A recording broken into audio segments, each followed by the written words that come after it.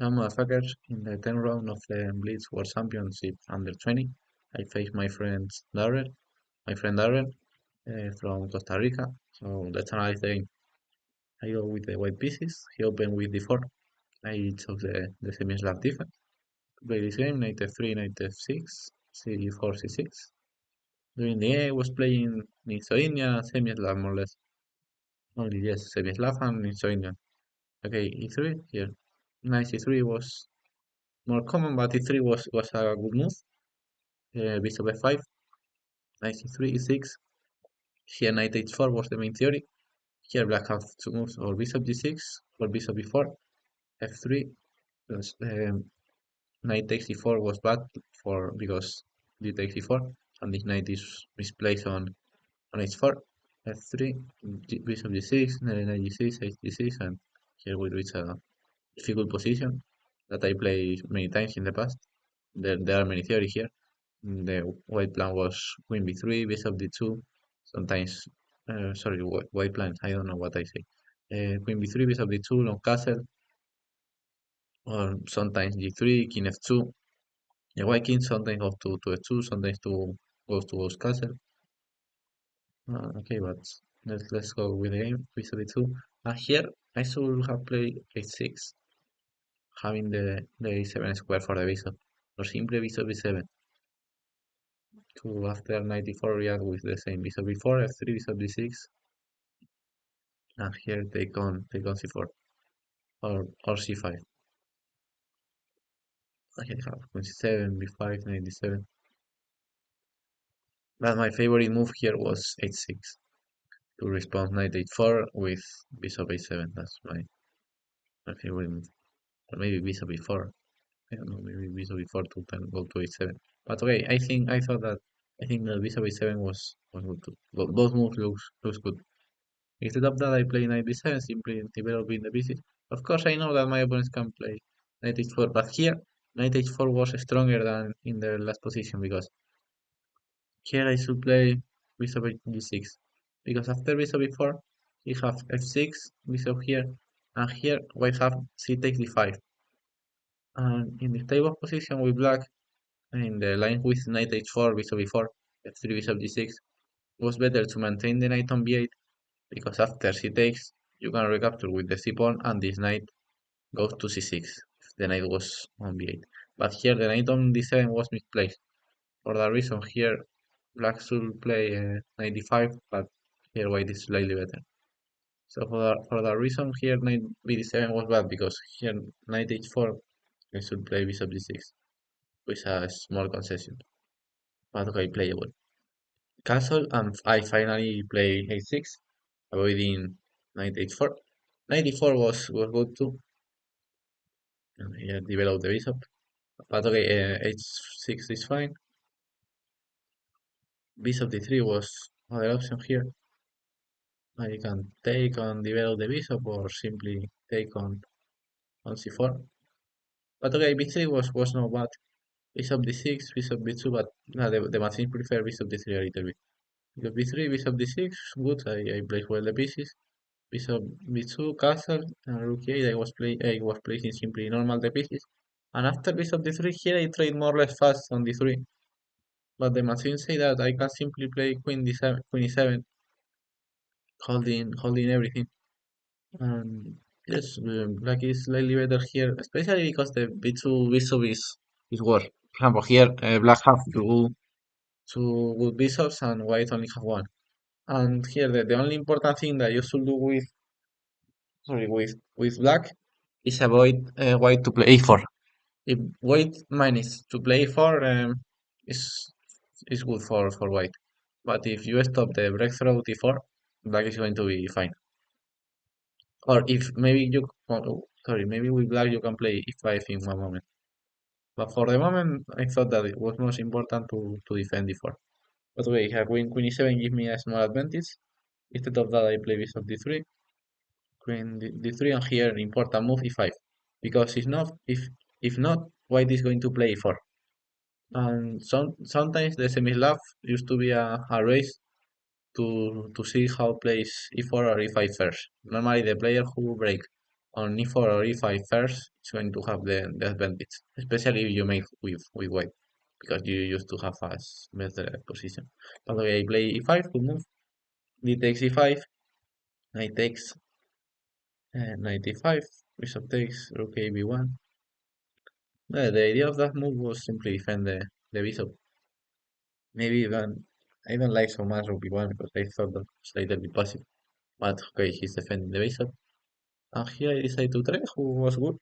Queen takes, queen e7, knight d5. For the moment I was playing good, but here to still have the small advantage, the best idea was take here and then rook d8. Now simply taking the control of the d5.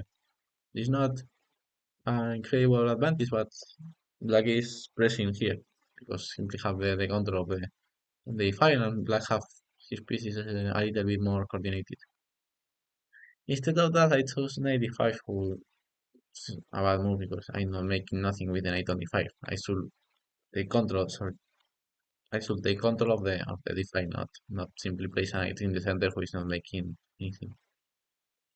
Okay, my opponent here plays. Now the game's turn so equal for the next move. Bishop takes, queen takes, d4. Yes, but I place a knight in the center, and my opponent made the same, and with my advantage. Rook d8. Now I'm threatening knight takes e3. F takes and careless move. I have knight d3. And if pawn takes, queen takes. But the problem is at the end of the line, the f7 pawn is hanging, so I'm not sure about that. Here, for example, queen takes, and here queen f7. Yes, I completely missed that the f7 pawn is hanging, so knight d3 is not a threat, sorry. Rook bd1, here rook d6. Normal move to double on the d5, but finally I should play the rook because my opponent plays knight f3, 45. So I know well rook d6, but in general that position was so equal. Maybe yes. So equal position. Rook d6, queen f6, attack the queen. Here my opponent is threatening e5, so I just move the queen. Rook takes, queen takes. Here I look that my opponent won some tempo, but was no important. Rook d1, queen d6. Now okay, I have small pressure because I'm threatening the e4 pawn, and the pawn is pinned, so I have a small pressure. Rook d4, knight d5 because he cannot take because the queen is hanging. Now my plan would be or knight f6 or knight f4, and here maybe with my threat knight f4 I'm pressing a little bit, and my opponent plays queen d2, who landers a pawn in one move, but I miss the move. I don't know what, because yes, simply with knight d4 I was thinking that I'm threatening knight f4 and maybe knight f6 in one moment. And okay, after queen d2, I saw that this pawn is not more time pin. So now the white is threatening it takes d5, who was true. But yes, I can simply take this pawn. I completely forget that I can take this pawn. But okay, let's continue. Knight f6. The position is equal. e5. In general, the e5 pawn used to be weak in a endgame. More with queens over the board, this pawn used to be strong to attack the king. But in the endgames, this pawn used to be a weak. I won some endgames in the semislam thanks to this weak pawn. 95, 23. For that reason here I decide to trade queens because I know that this pawn in the endgames suffers a little bit. Queen takes, rook takes. But I trade a little bit bad this endgame. That's a good endgame because I have a great square for the knight on d5. And this pawn is going to be a small weakness. But especially I have a great knight on d5 and I have a extra pass pawn in the queen side and there I can take a space with a5, b5. So but let's see how I play the okay, king f8 here was slightly better, but okay, I play a5 was completely normal. Rook d1, king f8, rook d1. And here okay, knight d4 was better. Attacking the pawn, but okay, king e7. 94, and here comes the huge problem of my endgame. Yeah, my problem is that I avoid e6. That I shouldn't avoid e6. Yes, yes, I should avoid the e6. Sorry. Here I play king d7 to simply defend d6. But my move was g6. defending the f5 square, and my opponent wants to play 6, okay, f6, and this endgame was completely winning. This pawn is going to fall, and I just have a pawn up, and all the squares countered by these pawns. So of course d6 was here the move, and my king was fine on d7. I shouldn't play king d7. The king was perfectly placed on e7. The knight cannot make any checks, and if e6, always f6. And now I can free my rook to play rook a8, a4, and or knight b4 and put some pressure. But okay, king d7 bad move. Here, of course, my opponent can play knight f5, attacking d7, attacking knight d6. I saw that in the game. G3, okay, my opponent missed. Okay, now I finally play G6, stopping the knight to jump to F5. And here for white should play F4 and mobilizing his majority, of course, and trying to attack in the side that he have advantage. Instead of that, my opponent plays so quiet and so passive king F king G2. Okay, small improvement, but the position wants to play once F4, F5, G5, G4, H4. Simply he was attacking in the king side. Okay, king G2. Here I should return to e7 to then can free the rook, because if now I move the rook, my opponent have e6. So it was necessary to play sorry was necessary to play king e7 to stop e6. Okay, I play knight c3, attacking the pawn, c5, attacking the knight, not more or less normal. And here b5 was better. Simply advancing this my majority. All the time was the both side plan was simply advance the majorities. For black should advance the queen side pawns, and white should advance the king side pawn. Just so simple. Okay, here I played king e6. It was not bad move, but the problem is that after rook here, my pawn is hanging. And here, for example, this was better, but okay. Uh, I prefer this position with b5, and here I had before. I'm placing my strong knight on c3 for the reason that b5 was so good too. King 6, okay, was not bad, but here I should play knight d4. My knight was either misplaced here. I don't like the knight d4 so much. But I play knight b5, hanging everything. And losing a pawn, I completely missed that. Okay, I remember that I watched the rook takes c5, but I missed rook takes c5 or something. I thought something was like that. Or I simply missed rook takes c5, I don't remember well. Rook c5, knight a3, knight a5, rook a5, and here I have a pawn down, and I completely lost. Apart black pieces are active. And now this pawn is strong because the some lines are open, and my king is going to be attacked. Rook e7, rook b6. A strange move because allows my king to be more active. Here rook c5 looks better. And attacking the knight. And after I move the knight, just sorry, it's so tired. Just maybe for here rook b5 is winning. Attacking the knight and attacking the b7 pawn. Okay, rook b6, strange move, rook here. And here, of course, I can repeat, but to repeat once is not a draw. So I decided to just play the best move in my opinion, and not repeat, because I know that my opponent is not going to repeat again. Rook a5 and b6, rook a2, knight b4, rook a2, and rook in b5, good. H4 here, knight d3 was better because I just taking the a5 pawn. Okay, play h5, king f1, again knight c6, just attacking the pawn, and I'm probably making a draw because I'm going to take the a pawn. Okay, rook c7, but we have less time in the clock. That was a mistake. Okay, rook c3 was active. But this plan of rook c7, rook c3 was bad because I trade the f7 pawn for the b3 pawn, who doesn't benefit me because now the pawn is going to run so fast.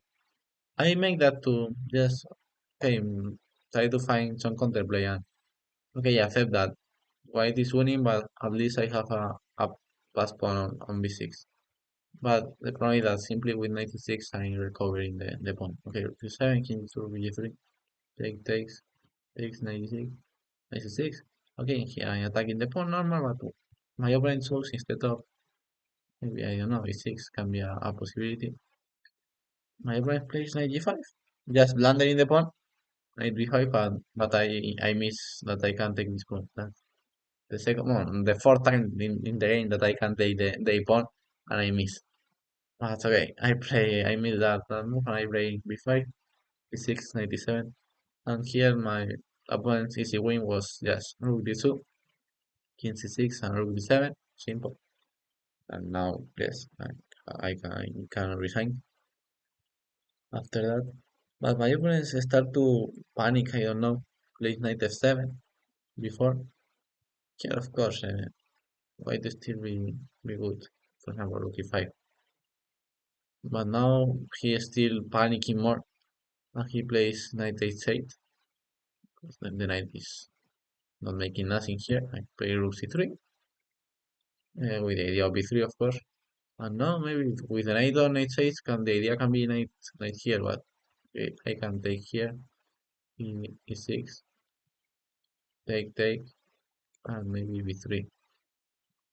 I don't know, maybe that position is winning for black. I'm not sure if it's winning for black or is other. I thought that would be winning for black. By the way, he just played knight d8 to return to f7. Now I stay pushing my pawn. Rook b2, he should defend it. And now I'm winning. I take the pawn to forget of this pawn, 95. But the knight, for the knight was so difficult to gain to the defense of this pawn. Maybe one day you can play the knight for the pawn and go with the rook for other pawn, but the problem is that the knight was so far from the pawn, so here I completely win the rook. d2, king c4, knight d4, rook c2, and just promote. So yes, it was an interesting game.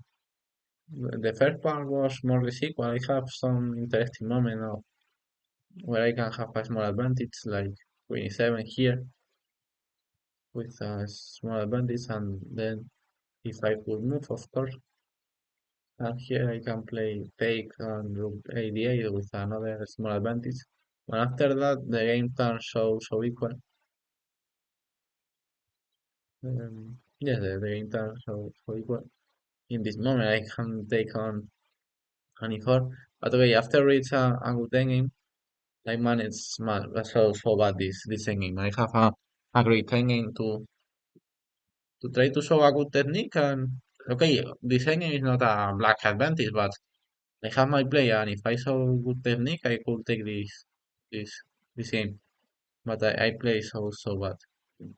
Especially what I didn't like was this move, King D7 was so strange. I should have played B6, D6, and okay, then I lost a pawn, and finally after this inaccuracy like knight F7, yeah, my this three row move was so bad. Knight F7, knight H8, knight F7 was so bad, and I finally won with a pawn down. But okay, interesting game. Now after that I have how many points? 6 of 10. But okay, and with 3 rounds to finish the tournament. So let's see how the tournament ends. Bye bye.